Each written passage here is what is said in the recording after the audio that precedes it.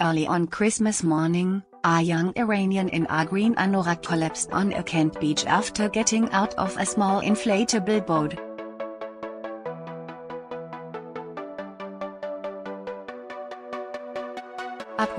I was so cold after hours at sea, it twice fell over. My legs had gone rigid and didn't work.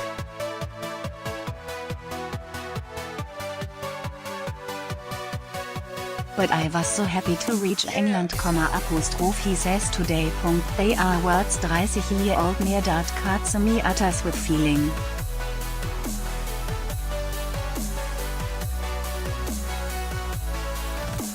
He is one of 40 migrants whose audacious cross-channel fleet on Christmas Day made headlines and forced the government to show it was doing its best to plug this new illegal route into Britain.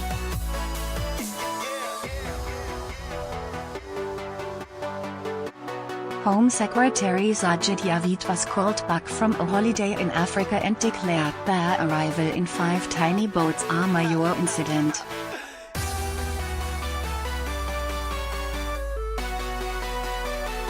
Angry MPs demanded a tightening up of Britain's coastal borders to halt the flow of clandestines using the sea route.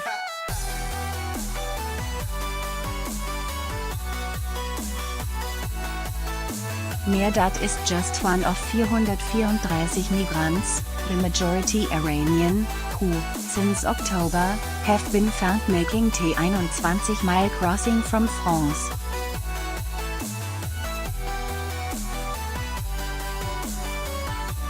We traced him this week to a Home Office hostel in Birmingham where he lives with 320 other newly arrived asylum seekers from all over the world.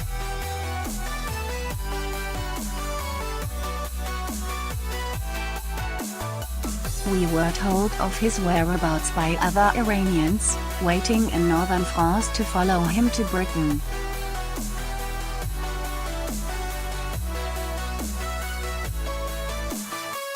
They showed us photos he had posted on Instagram and which he has agreed to share with the Mail.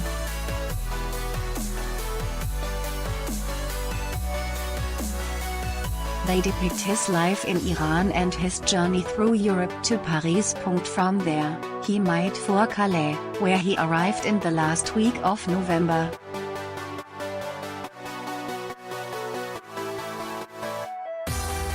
He is the first of the Christmas Day boat migrants, or, indeed, the first of any of the migrants who have smuggled themselves across the English Channel, to speak of their flight from Iran and the reason for it.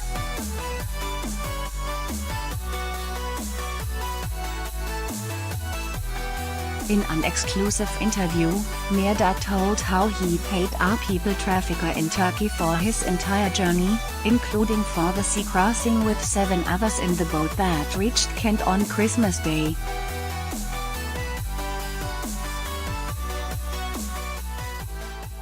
His journey from Iran, where he worked as a clerk on the capital Tehran's underground, has cost him more than £5,500.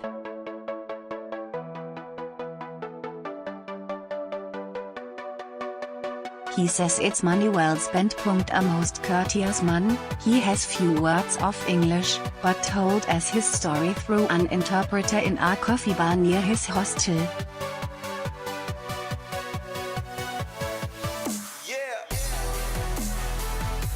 A graduate in metallurgy, he dreams of reading political science at Oxford if his asylum claim is granted.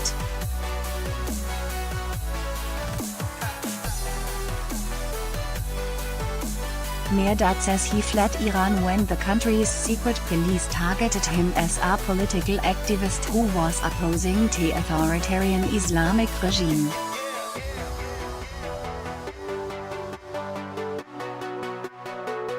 He comes from a provincial city called Miami, where he grew up in a small apartment with his schoolmaster father, his housewife mother and a brother and sister.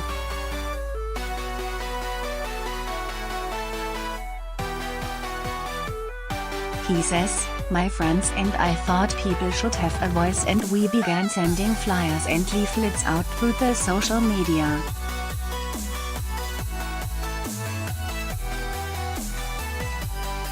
Meerdat contributed to the letters over the internet from Tehran, where he was working.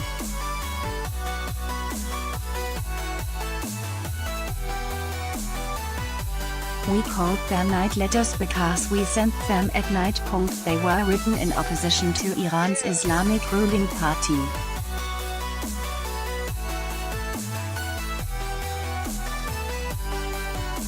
But because we were in such a small place, the repercussions from the police came quickly.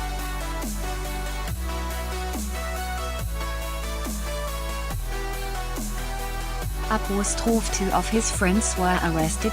That was a big shock. He says. Then, last summer, he was called back home to a family meeting.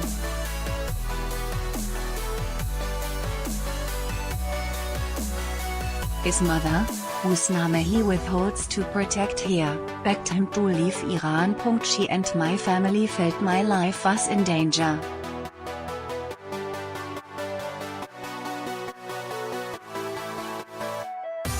They told me to stop sending the night letters and said, if this is what you insist on pursuing, then it is best you go from Iran.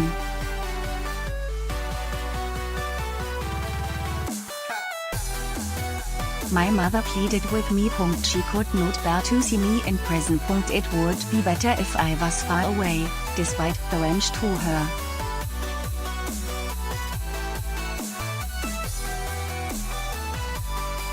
It is for this reason Meerdat left on October 25. He took a 5-hour bus journey to Maku, a city near the border with neighboring Turkey, and searched for a trafficking agent.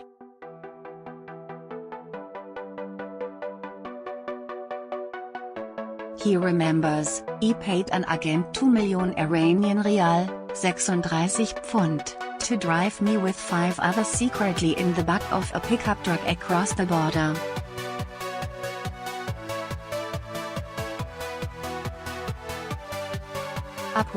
A mile into Turkey, the pickup dropped off its human cargo. We walked on for 2.5 miles, then we found there was barbed wire which we went under.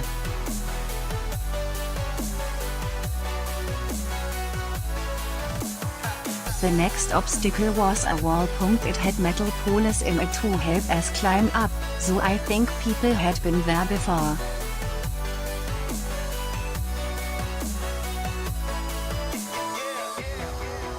There was a van waiting on the other side and another trafficker inside, who drove us to Istanbul.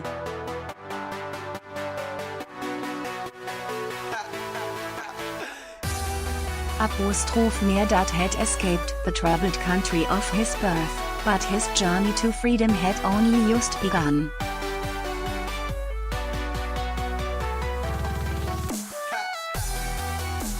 He went to Istanbul's central square, where Afghans and Kurds in cafes were running a giant trafficking network between Asiatics, Turkey and Europe.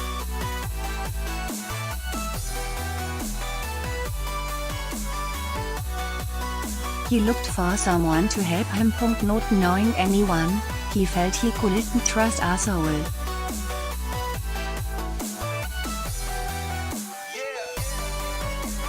Then, close to the square, he met a fellow Iranian of Kurdish descent, a trafficker who promised to get him to wherever you want to be in Europe.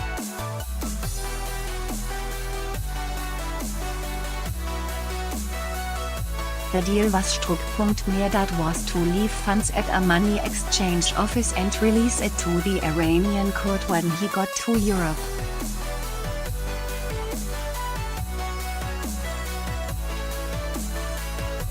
Meerdat was to be smuggled in a van from Turkey via Bulgaria to Serbia, on to Bosnia then Croatia.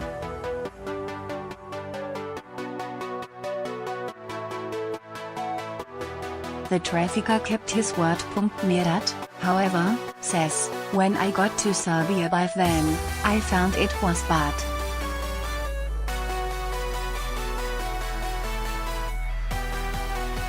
I had nowhere to live apart from a migrant camp. The police mistreated everyone. After 12 days, I was taken on by the agents to the border by car and walked through to Bosnia on foot.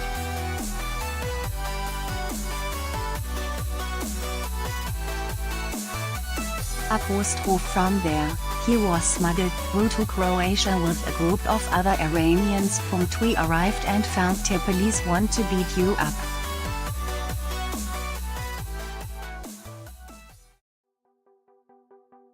They broke my phone. They emptied out my rucksack.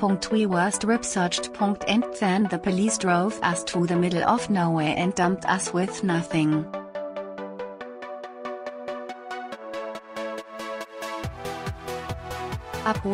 Mirdad and his group walked until they found a road to a town. They were lucky.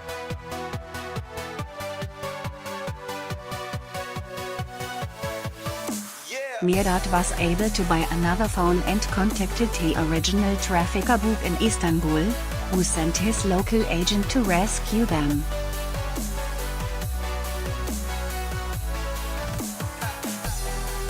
We were taken to a wood for 5 or 6 days and waited to hear what to do next. Mirdad explained this week, dressed in a smart shirt, jeans and trainers given to him by British charities since his arrival in Antioch.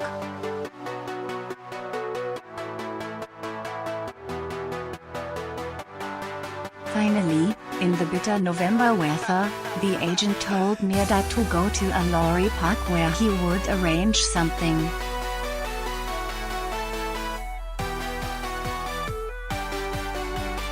The first day, he watched other migrants being smuggled onto lorries and leaving. The second day, it was his turn.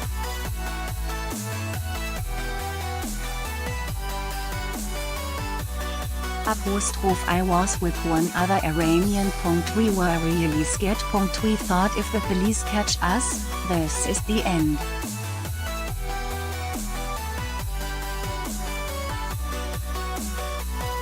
We were put in a truck carrying crates of food and fruit. The crates were separated so we could hide in the middle and we were covered up.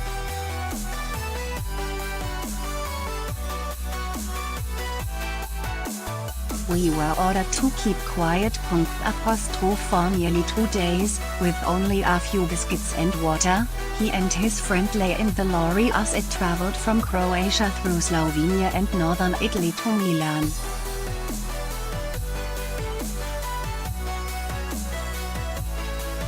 He reaches Paris, and heads to Calais. Mirdad was, he says now, immensely relieved to arrive in the Schengen zone of the EU where there were no border checks.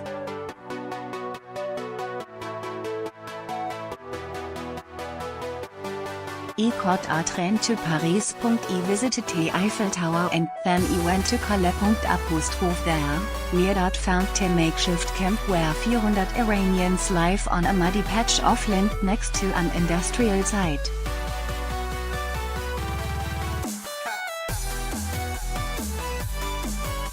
Some of them gave him a candle, a charity tent and blankets to keep warm in the wet December weather.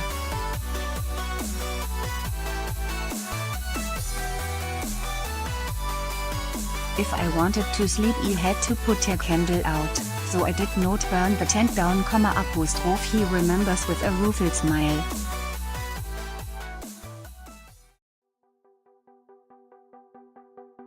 At first, Mirdad tried his luck hiding on lorries going to Dover from Calais on ferries.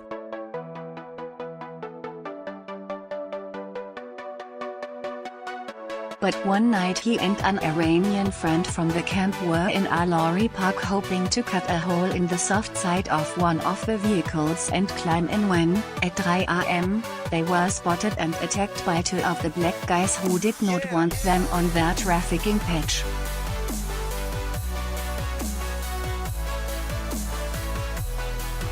They had metal bars and we ran, he says. They caught us and beat me on my leg and the back of my head.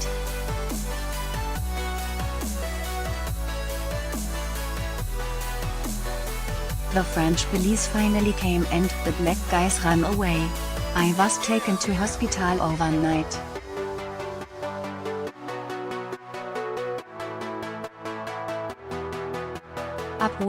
Near that explains, the Iranians in Calais only want to get to the UK. It is the Afghanis, Iraqis, Kurds, Eritreans and Sudanese who work there as traffickers agents.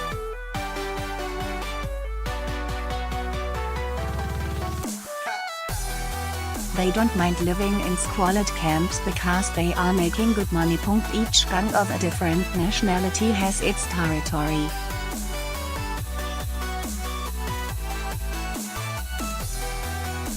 It is a racket.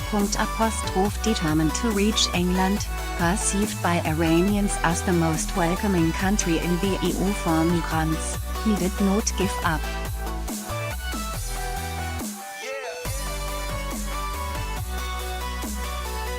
After 35 days in Calais, an agent connected to the original Iranian tour trafficker made contact.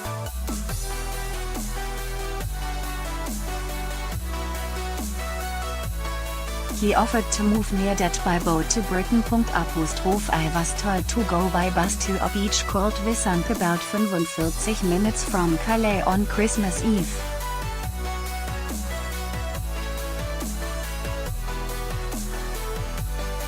It has a woodland above the sea where he waited until it got dark. Then he received a mobile message to go to the shoreline.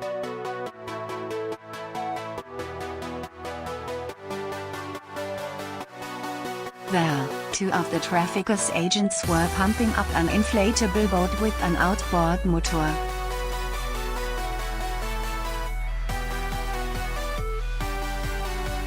At 11:30 p.m., I was told to get in with 5 other Iranians, a Kurdish man and an Afghani girl who was really scared.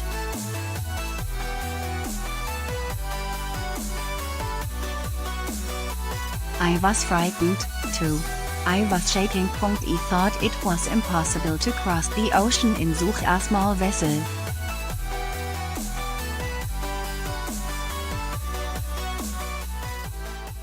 We all had to help push the boat out so that the engine did not hit the seabed. The water was up to my chest.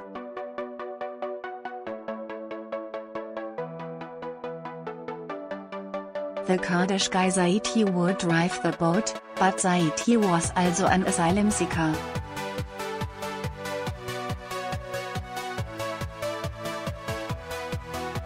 He had a mobile phone with a GPS signal to guide us to England. And so the flimsy craft set off, leaving the trafficking agents on the French beach.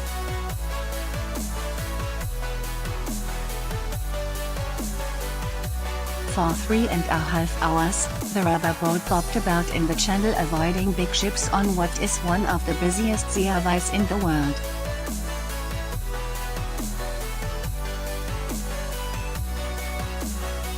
Finally, they came across what near that says was a big red sign which made him think land was near.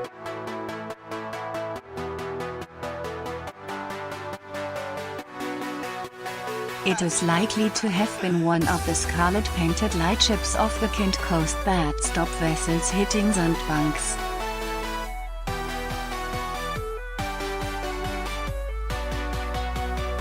The weather was clear, there were no clouds. He says. We sailed towards a beach using the GPS.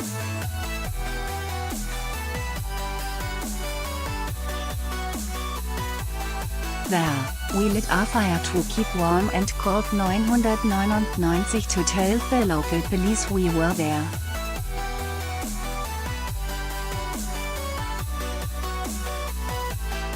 They arrived after 15 or 20 minutes and took us to the police station. That he survived is incredible.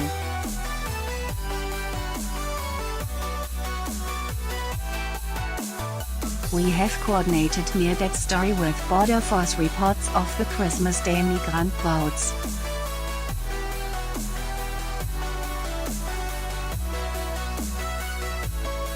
from These, and his own timings, we know that his inflatable was the first of the 5 to reach the Hook, on a beach near Folkestone just before 3 am.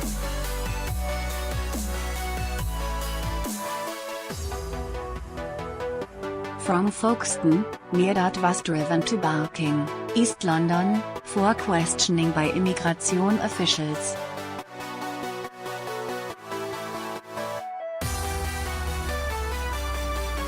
He told them he was claiming asylum because he fears persecution in Iran. And placed in a Birmingham hostel then, a Home Office fan took him to Birmingham where he was put up for a few days in the Bihar Residence Hotel before being moved to the hostel where he now lives.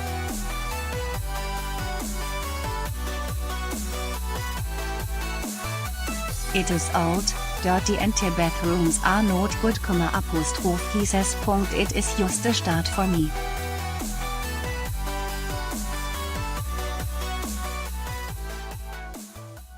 Of course, if Mirdad had time to pose happily for photos in front of the Eiffel Tower, it begs the question why he, and other Iranians, refused to claim asylum in France and _week_card_do_Sonntag in die UK.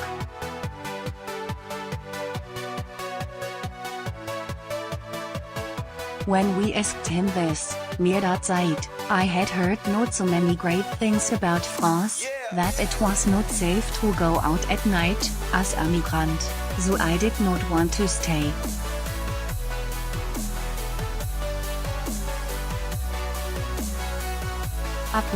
They are the kind of scare stories peddled by the Calais traffickers to encourage Iranians to buy our place on their boats to England.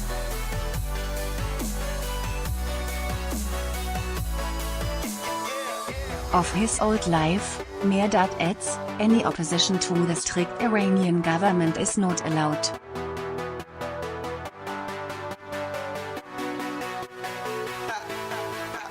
There is no equality between men and women. Everything is in favor of men. It is not like Europe with its free speech.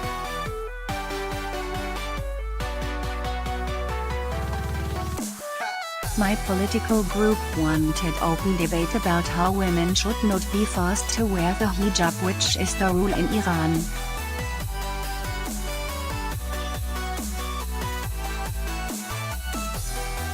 No other ideologies, apart from Islam, are accepted.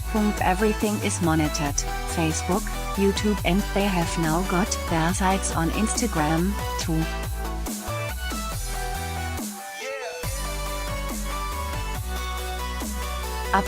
No wonder Mirdad ran away. He destroyed his old phone in France, on the orders of traffickers who don't want their own numbers traced by UK immigration officials, and has a new one, given to him by refugee organizations in Birmingham.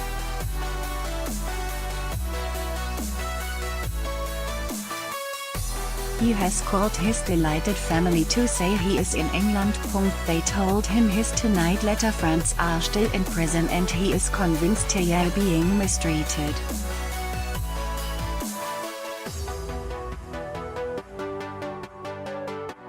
He spends his time aimlessly wandering around coffee bars near the hostel and, thanks to an invitation from another migrant, going by bus to a Christian church group in the village of Dorridge, 10 miles from Birmingham.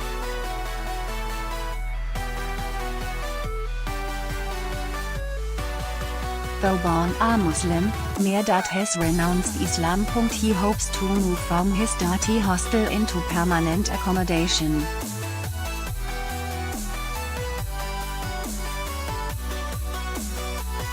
With his diploma in metallurgy, Mirdad may well turn out to be an asset to the UK.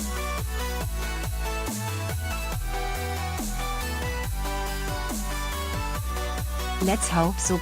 In the meantime, it is taxpayers who will profit for his new life. For, as he finishes his coffee, he assures us, I will never return to Iran while the present Islamic regime is in power.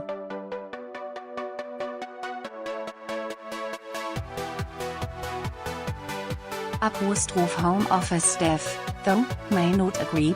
Immigration officials must decide if Mirdad, and the boatloads of Iranians who have reached Britain, should be allowed to stay.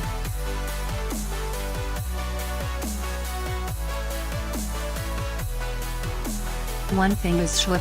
On the coast of northern France, hundreds of others who have fled the oppression of Iran are massing and waiting to make the same sea crossing the minute the weather improves.